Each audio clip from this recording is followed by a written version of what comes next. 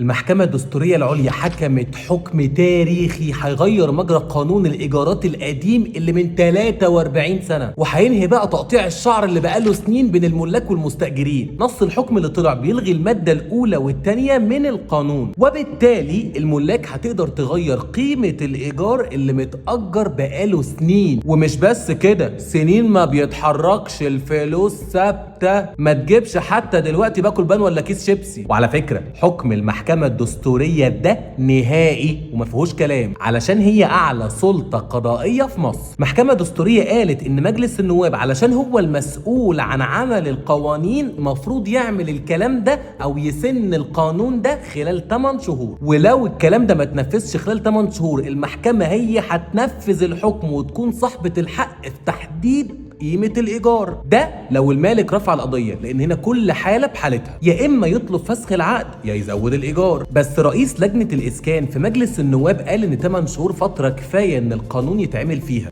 قبل ما أنسى، حكم المحكمة بينص على إمكانية توريث الشقة للأبناء بس لا تجوز للأحفاد. وعلى فكرة كان في ملاك ساعات بيرفعوا قضايا عشان يطردوا الأولاد، بس خلاص الكلام ده مبقاش ينفع. قولوا لي بقى أنتوا شايفين القرار ده هيبقى عامل إزاي، وهتبقى العلاقة عاملة ازاي بين الملك والمستأجر، وحالة الإيجارات الحزينة دي هتنتهي ولا لا؟ سلام عليكم.